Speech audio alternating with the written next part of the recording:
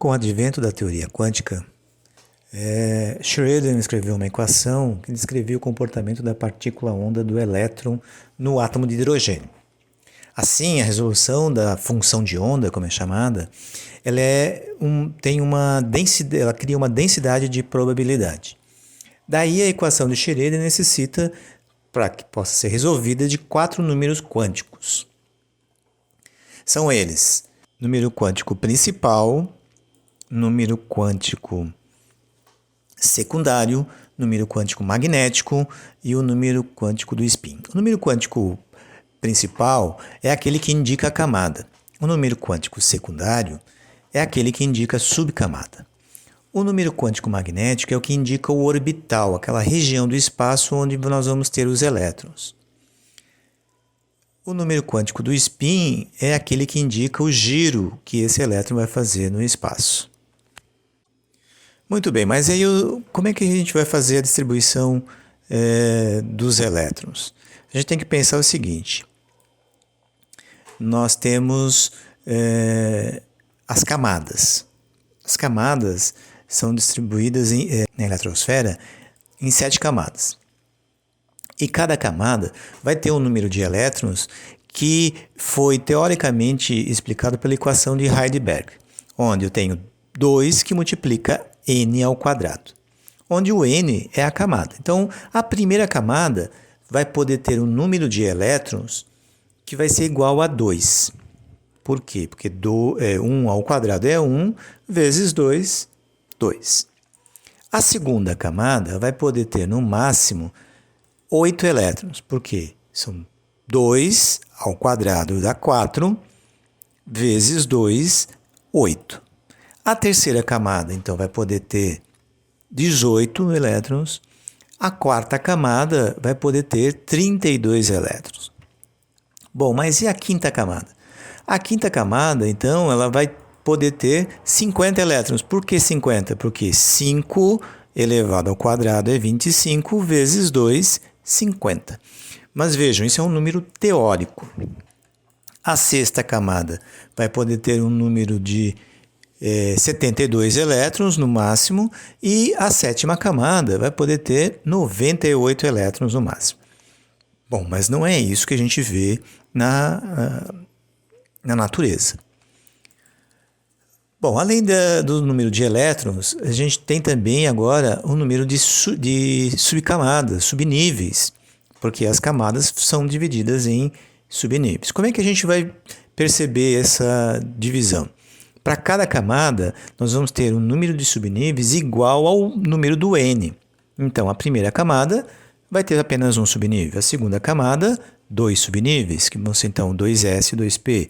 A terceira camada já vai ter um número de 3 subníveis, 3s, 3p, 3d.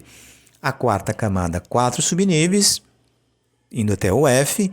A quinta camada poderá ter até 5 subníveis, indo do 5f, 5g. A sexta, 6. E a sétima teria 7 subníveis. Bom, e os subníveis? Como é que vão funcionar, então? Como é que os elétrons, quanto é dentro dessas subcamadas, como é que a gente vai poder colocar o número de elétrons? Então, vamos pensar o seguinte: cada orbital, cada subnível tem um número de orbitais. O que são os orbitais? Os orbitais são aquela região do espaço onde a gente vai poder ter a maior probabilidade de encontrar os elétrons. Cada subnível vai ter uma quantidade de orbitais. Mas não podemos esquecer, cada orbital pode ter no máximo 2 elétrons. Então, o subnível S é aquele que vai poder ter no máximo 2 elétrons. Então, todos os subníveis S vão ter no máximo 2. Então, a gente representa 1s2, 2s2, 3s2 e assim por diante. E o subnível P? O subnível P ele tem 3 orbitais. Então, 2 que multiplica 3 vai dar um total de 6. Então, ele pode ter no máximo 6 elétrons.